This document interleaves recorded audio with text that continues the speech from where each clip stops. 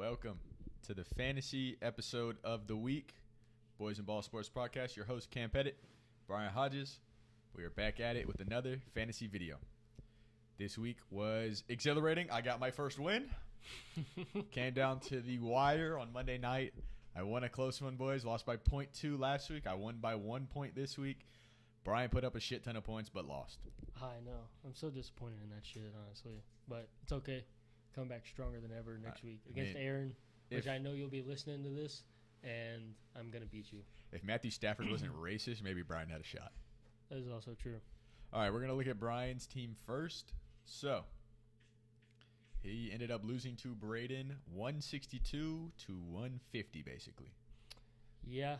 Yeah, it sucked, honestly. Like, all my players pretty much played good besides Allen Robinson. And Michael Pittman. Those were your two bad guys. Great trade for Higbee, though. Great trade.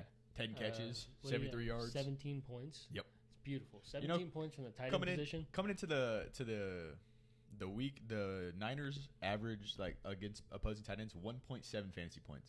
And he dropped 17. Looky there. There. Hey, hit my parlay. I'm kind of had him over 10 points. I think I lost like $100 or something this week. Brian finally got on Prize Picks. Prize Picks, if you see this, please sponsor us. I use you every damn day, so sponsor us. But Brian got on Prize Picks, lost all his money. I 2x my money, and then you know how I said I don't know if it counts.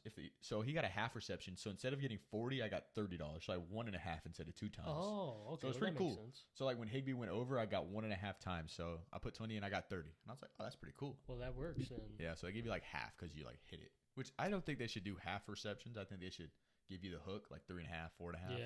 I don't think it should be a flat number. Price Picks, fix that. Fix it right now. Right fucking now. But yeah, if Austin Eckler didn't play like Jesus Christ himself. I mean, that was a crazy game from him. He didn't get in the end zone 3 weeks in a row and then drops 3 touchdowns. So now he's on pace for 17 touchdowns. I did have help though from like James Robinson. He didn't have a good week, and Amari Cooper didn't have a good week. Cordell Patterson got hurt. Yeah, Cordell Patterson. pretty like a decent game. Not terrible, not great. But like his tight end got him 17, and then he had Tyreek go for 26, Metcalf go for 22, Allen got him 23, and then and Jared Goff almost saved me, really. Oh yeah, that boy was slinging it. If we freaking, I guess we're gonna play sleeper next year, but I'll update him and we'll get big play bonuses and stuff. Because in my other league, he scored 49 points. Oh yeah, he threw a bunch of big plays. So like Hawkins had a 90-yard catch. Yeah, so we'll definitely change that next year, and there will be some interesting scores next year. Probably a lot higher scores. A great week overall for fantasy. Big name players, and name players hit. Even guys that Rashad Penny, Josh Jacobs, who. Sanders decided to go crazy. Miles Sanders as well. He's looked good all year though, like from a pure running back standpoint. But, it was an absolute sloppy game there. They had to feed him. I think he had 30 plus carries. Yeah. So and then even look at like Clyde or something. Still playing good. Had 92 yards against a very good run defense. Could have had another touchdown if he didn't drop that 4th and 1. Oh, I know. Jeez. What was gonna? Slow. He might have got caught, but could have scored. Yeah. So it was a good week. I feel like people are happy with this week. Their team, a lot of people were probably very disappointed last week. They're like, "Oh my god, my team sucks" because nobody big name. Well, yeah, but your team. I think my team sucks every week. Suck. Not on paper though. I didn't have Amon-Ra St. Brown. I didn't have Michael Thomas, so that kind of sucked. Obviously, D-Hop's still suspended, so I don't have him. But I feel pretty confident. I'm still second in my division. Cruz lost as well, which didn't help me because I lost. It would have been nice. He still would. I think he still would have been on top because he scored a shit. Well, ton of no, points, that's fine. But like our record, And then whenever I go to play him, that could be the tiebreaker. Speaking of records, if I win, he loses. We're on the same record. So who cares if I start 0-3? We are. But I play Aaron this week. Aaron already texted me. He was like, "I'm sure." Whenever y'all talk about matchups, y'all are just going to talk about how y'all are going to beat me so bad. But it's true. I think he has a good squad. He does. He's the dark horse, in my opinion. I said that last week, and We'll pull up the matchup right now. Got some promising games going, though. Because, I got Jared Goff in New England. I got Aaron Jones at the Giants. Or not at the Giants. In London. In London. That's right. Suck. I got Nick Chubb at the Chargers, which I think will be a big game for him. Absolutely. So, I have some promising matchups. You never know with Josh Jacobs. After doing that, you just don't know. Like, he could do it again. And but yeah, I think it'll be a good matchup. I obviously hope I come out on top. Hopefully you get Amon-Ra back. Yeah. That way you can throw him in over Allen Robinson. Are you gonna put MT back in the lineup, or are you just gonna? I'm probably just gonna wait switch it out. A-Rod? I like Mike Williams. I mean, he's proven that he can do it, and I think Keenan Allen. Me and Cam talked about this. Keenan Allen opens it up for Mike Williams a little bit more. I mean, obviously they played Houston, and Houston is just Houston, I guess.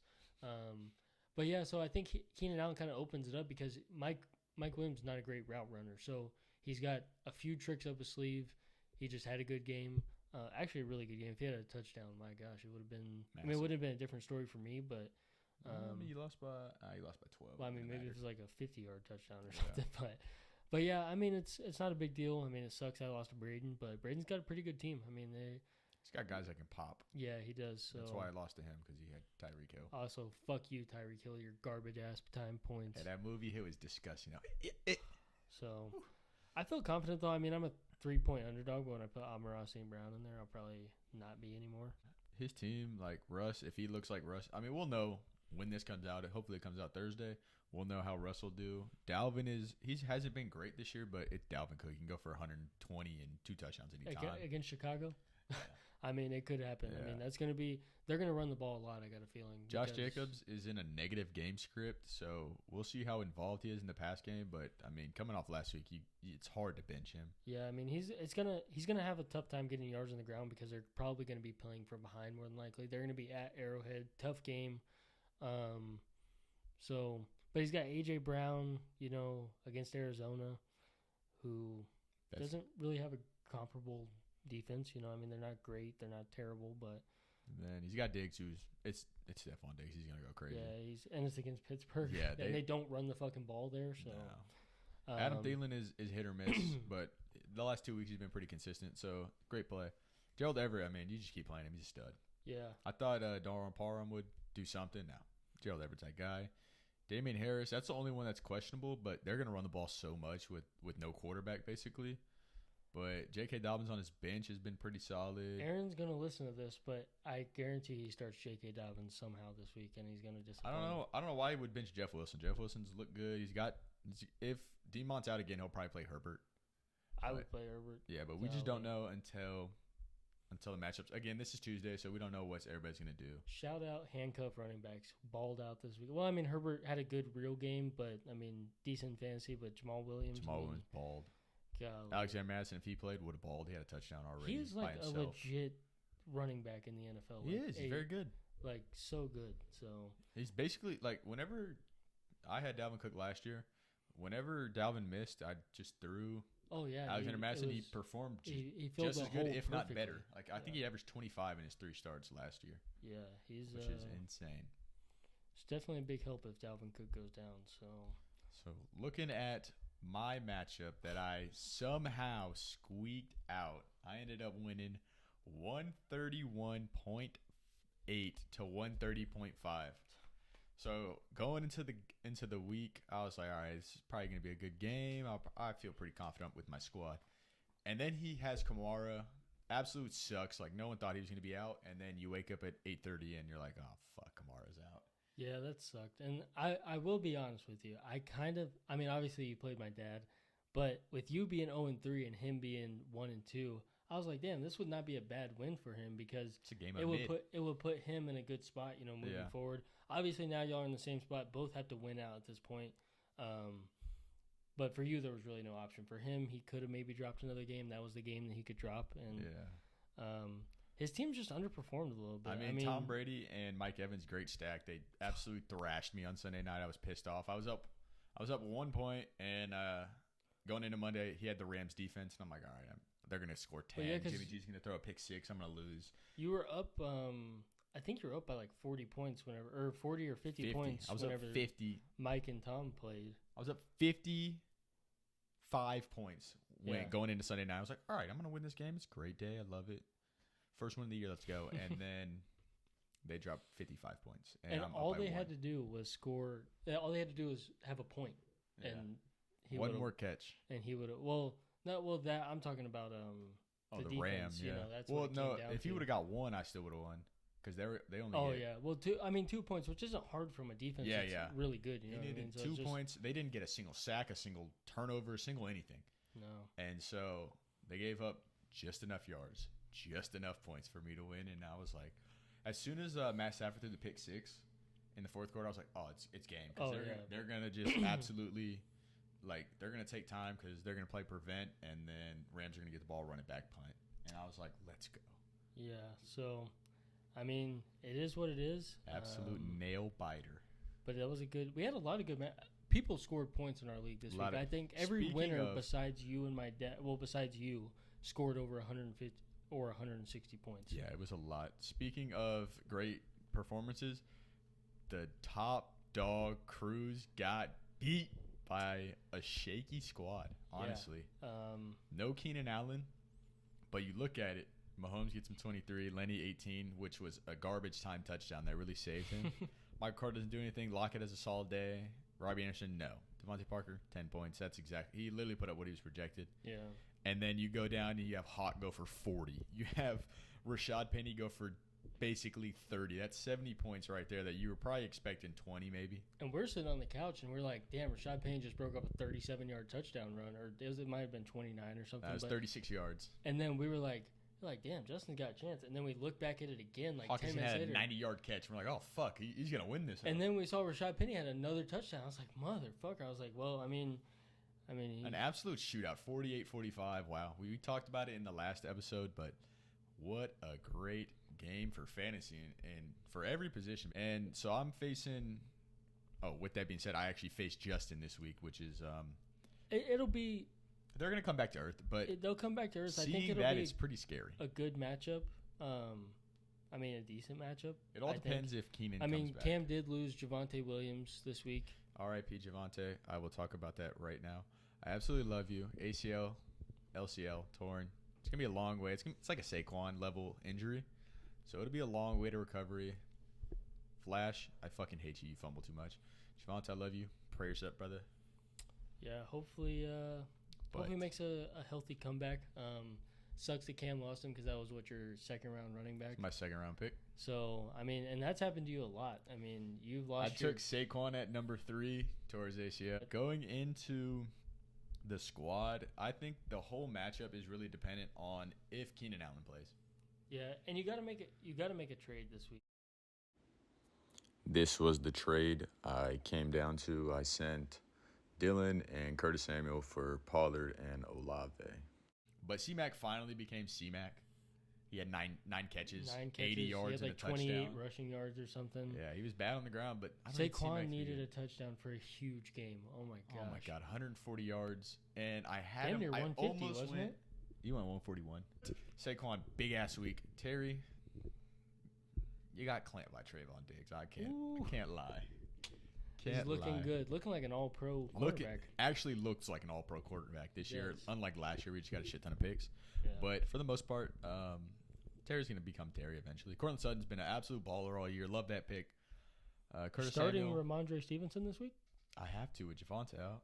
Oh, wow. It's ugly, but they're both going to get so much work. Against Detroit, you hope they do. I hope that's I hope it's a good game. I hope the Lions win. Everybody knows that I'm a Lions hopeful. You know what I mean? So yeah, but Curtis Samuel, he's definitely not going to be in my lineup. I'll find a different receiver. Hopefully, get a Olave or a Mike Will or something like that. But Pat Freiermuth had a big week. I think he went for 15 points for a tight end. And if you give me 5 points, Pat, I'm living life. We're happy with it. But yeah, going forward, I feel like going forward, Saquon's the running back 1 and C-Mac's the running back 2. Or maybe Chubb 2, C-Mac 3. Chubb, of course. I'm saying I have 2 top 3 running backs going forward, I would say. Oh, yeah, based off C-Mac's performance last week. Yeah, definitely. Pending him staying healthy. Courtland Sutton's been an absolute great pick. He's probably a high-end wide receiver 2, 13 to 15 rest of the year. Right now, he's wide receiver 11, but last week, let's see what he went for. Yeah, last week he went for 16.2, which is what he's projected this week. Thursday night games always scare me, but with Javonte out, I feel like they're going to let Russ cook a little bit more. I mean, they play Indy, so. But it's at home. Hopefully Pittman has a big game, please. Hopefully. He's not. He's going against PS2. But I got a parlay with him. Alec Pierce over 32.5, and then Pittman under 68.5 or something like that. I feel like it's a good pick. Because I feel Pittman's like going to that's- get but PS2. Pittman could break off like a big catch. I mean, I know. It's got we- PS2 all game. I know, but I'm just saying he could. I mean, he is bigger than PS2, so he No, can it's- go up. PS2's like 6'2". Pittman's like 6'4". Yeah, that's not that much. I mean, You know how long these motherfucker arms no, is? I understand they're long. I'm just saying that. I mean, he could. It'll be a good anything- matchup. It will be a good matchup. I think Michael Pittman's obviously a wide receiver one, depending on Right. how deep your league is. But I mean, he's a low end wide receiver one. Yeah, about 10 to 12-ish. Maybe you can argue high end wide receiver 3 or wide receiver 2. But Yeah. I mean, it's kind of just nitpicking at that point. But Curtis Samuel's going to get out of my lineup. I got to find somebody. Yeah. Gabe Davis, man. I benched him this week because he's still dealing with that hurt ankle. My hope is, like, they have a week 7 bye, I want to say. My hope is that after he gets off the bye, he'll have, be like 5 weeks after this ankle, hopefully, and then he hits the bye to rest, and then he comes full swing like he did week 1. That's my hope. That way I can hopefully not play Curtis Samuel. But Ramondre Stevenson, the flex, kind of scares me, but I have 2 great defenses. Somebody dropped the Bucks defense. Can I get the Ravens? Oh, you don't have the Ravens. Who has the Ravens? I have the Bucks and the Packers. I would start the Packers. Hell no, they're playing Atlanta, They're playing. and these motherfuckers are in London. I'm not playing anybody in London. I would. Well, I mean, they did. I mean, New England did look good against the Packers defense. Exactly, So and then I feel like Saquon might run crazy. he could. If It's the very Packers, possible. if Damian Harris, the great running backs, not great, but they're pretty solid running backs. Damian Harris, Ramondre, a good 1-2 punch. yeah. If they can run all over Green Bay, Saquon's gonna run all over them boys. Yeah. I mean, it might happen. You never know. Plus, I don't like playing But the people Bucks, in London. the Bucks defense against Atlanta is pretty good, especially with no Cordero Patterson. Kyle Yeah, Pitts has been that was kind of my irrelevant thing. all If they year. if they just take out Drake London and then just like have Antoine Winfield over top of him, just Yeah. basically the whole game, and then you have fucking Levante David and Devin White to just man up. Yeah. Well, mostly Levante David just man up Kyle Pitts. So I feel like that's the recipe Yeah, he's to dominate. They've both been like, at least the other night they were both dropping back into coverage, which Yeah. is weird because Yeah, usually Devin White is the rushing The linebacker. blitzer, like his run support blitzer guy, like he'll run sideline to sideline, but they But had he both was- of them dropping, and he actually did pretty damn good in coverage. I mean, he's fast as fuck. So I mean, they're both. I don't know how Levante David. He's 30+ years old and he's has like got 30 faster freaking forward. It's and got crazy. faster. Same thing with Demario Davis. God damn, he's so good. Still. Mario Davis is really good. So moving forward, we're going to give our top 3 predictions at each position for the week coming up. Based on matchups, and which I think quarterbacks are going to be pretty consensus for the most part. I mean, you got your top 3-4 guys. Yeah, it's kind of like you have Allen, Lamar, Hurts, Yeah, Mahomes. I think That's and kind of just your 4. that's what ESPN has them at, and I would honestly agree with that based on Pittsburgh, Atlanta, and Cincinnati. I'm probably gonna go. I would go Mahomes over Lamar, just because Lamar sometimes struggles in division, just because it's a division game. It's kind of tough. I could see that. Mahomes think, always slices up the Raiders. I just think with the way that Clyde Edwards-Helaire has been playing, and I think they'll get up quick on that that game. So I'd probably take Lamar over. I mean, him. even if they get up quick, you saw them get up quick last week. They did, but I mean, Patrick Mahomes still didn't put up like a great fantasy game. It was a good defense he was playing against, but I think if we do this every week moving forward, these will probably be like our consensus top 3, unless somebody just like I don't know their schedule, but unless Herbert plays like the Bears or something like that, But those will probably be the consensus. I mean, you got Allen 1, and then I'll probably go Hurts 2, and then I'll go Mahomes 3. He's got Lamar 3. But top 3 running backs, I got Saquon, C-Mac, and you got 2 of your running backs in your top 3. Absolutely. Well, I might have at least one of mine. But yeah, Saquon against Green Bay. I mean, he's proven that he's the number 1 running back, and that is the heartbeat of that offense. So I'd probably go him at 1. I'd probably go Chubb at 2, just because if he gets a touchdown, he's the best pure runner in the league. Yeah, it's just a matter of if he say he gets a screen pass, he can take that bitch to the crib at any time. But yeah, I'd probably go Saquon, C-Mac, Chubb, and you're probably going Saquon, Chubb, C-Mac. Yeah, probably. Yeah. So I mean, same order, just different, or same people, just different order. Yeah, and I mean these are going to be. These are pretty consensus. Obvious. Picks. The wide receiver one might be different. Go Cup. I think Diggs absolutely smashes Pittsburgh. Yeah, and I'd go Cup, Diggs, and then Tyreek against the Jets. No, I'll probably go Jay Jets against Chicago. So we're a little bit different than each other. I'd probably go Tyreek Hill against the Jets. I mean, I know they're playing Teddy Bridgewater, obviously. Didn't matter. You saw what he did with Teddy Bridgewater. Yeah, I mean, he can literally play with any quarterback. He doesn't have to. He just gets open. Yeah, he doesn't have to run deep routes. Like, he runs a slant, and he can turn that bitch into a 50-yard play. But on the tight ends are probably the most consensus every week. Kelsey, Andrews are always going to be 1-2, and then it's basically just matchup dependent. If Detroit doesn't have Amon-Ra St. Brown and DeAndre, which they won't have DeAndre Swift more than likely, they're probably going to have Amon-Ra back. But they should have Amon-Ra back. Fingers crossed. I just don't think Hawk can repeat what he. I mean, obviously he's not going to repeat, but but you don't need 40 points to be a top 3 tight end. You need about 12. Week, But I'm going to put Higbee in there because Dallas is pretty bad. Oh, I don't know why, but I'm feeling a George Kittle big ass blow up week. I mean, Carolina has proven they really can't get after the passer, so. Other than Brian Burns, that's about it. Well, yeah, but I mean, so maybe he's not a left tackle this week. You never know. Yeah, they think he's the goddamn Trent Williams replacement. But so you got what, Kelsey, Andrews, and then Higbee.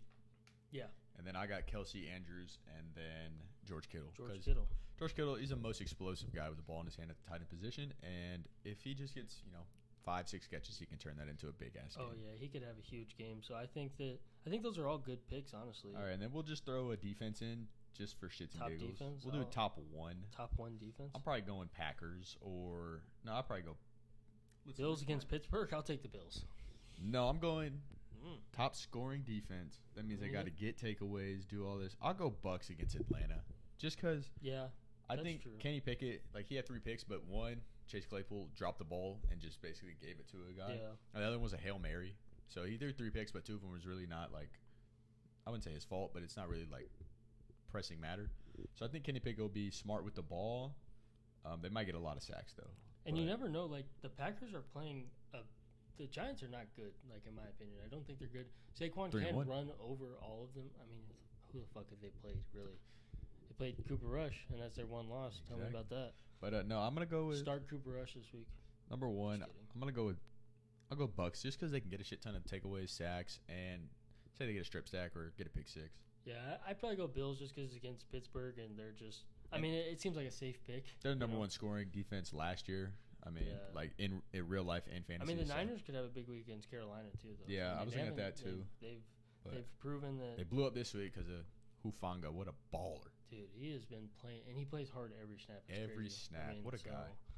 But and Bosa balled the fuck. I mean, that's kind of all for that.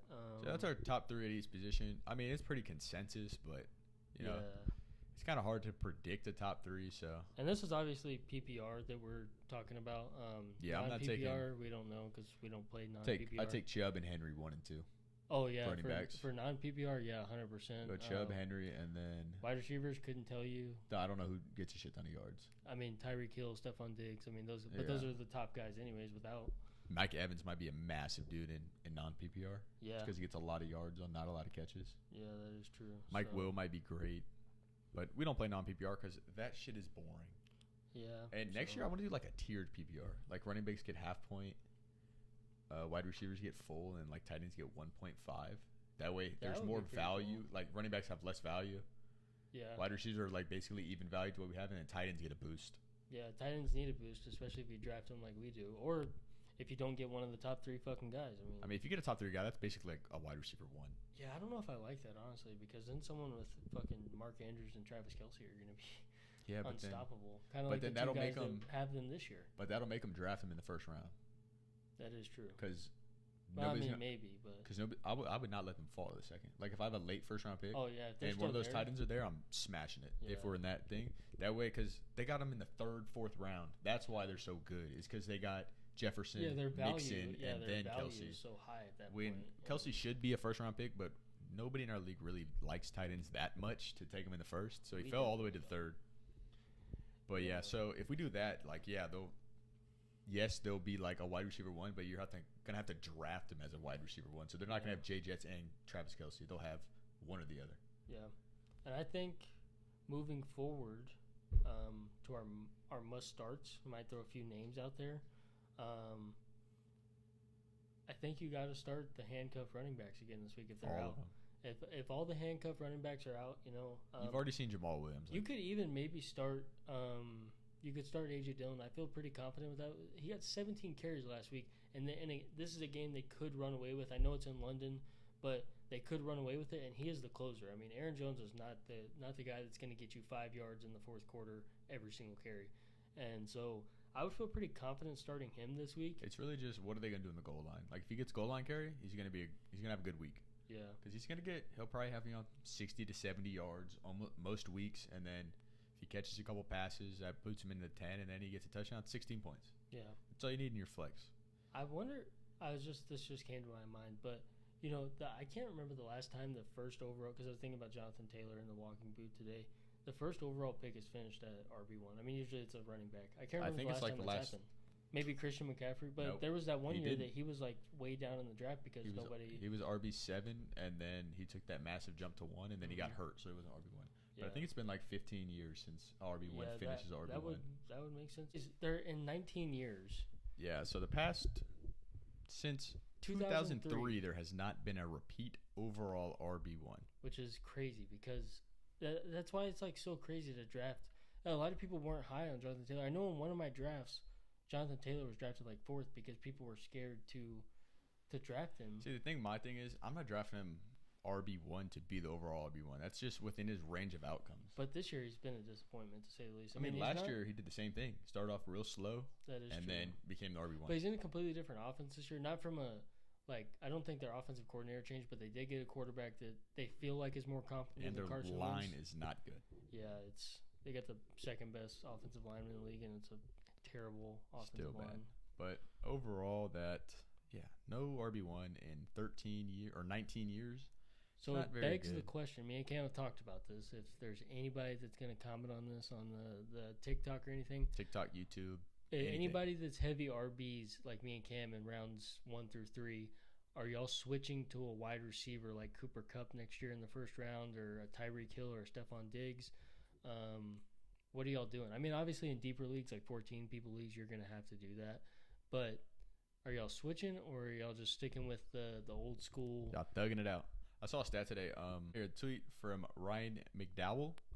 Saquon Barkley's 86 fantasy point is the lowest overall RB1 through the first 4 weeks of a NFL season since 1997. So overall, it has not been a great year to draft running back heavy, unless you have 3 killers. Unless you drafted, but like first round, who are you gonna get that was a killer? I mean, Derrick Henry's kind of taken over his role now. We'll go to rankings and see what's going on. And C-Mac is coming back, a little bit better. Finally. So, you have Saquon at 2. You took in the 3rd. You have Chubb, who went in the 3rd. You have Eckler, I guess, because he had a massive week. But yeah, he did have a massive week. And then Clyde, I think I drafted in the 7th or the 8th or something. Yeah, he's got 19.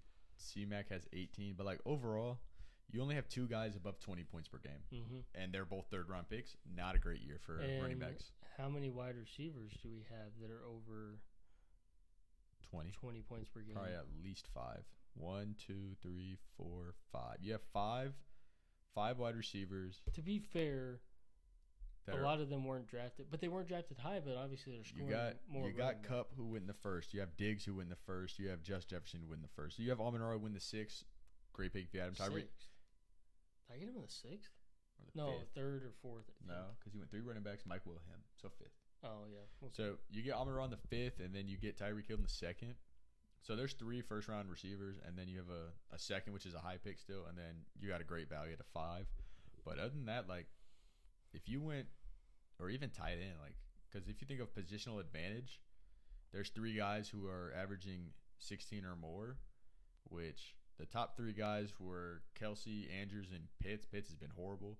But if you grab Kelsey and Andrews, they're averaging 17 and 19, which is they're putting up RB1 numbers. And this is why Cruz's team is practically unbeatable, because he's got 2 of the elites. They are a tier above everybody else when it comes to fantasy football. You got Kupp, who is 1. Well, not Mark Andrews, but he's right there with Kelsey. He has Kupp, who is miles ahead of whoever's at 2, and then Mark Andrews is right up there with Kelsey as the best tight end, which the positional advantage he has is crazy. And then Lamar's a top, and then probably 3 quarterback. He went the RB0 theory, and Lamar's QB1. Damian Pierce is been a great pick, proving that he can actually do what we thought he was.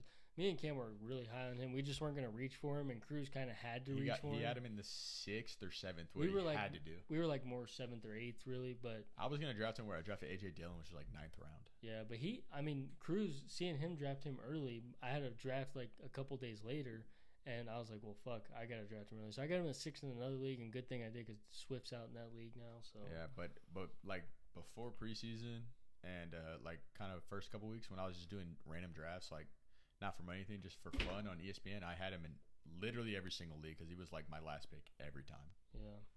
So. But I think that pretty much wraps up our episode. You got anything else you want to talk about? No, I think about our great week.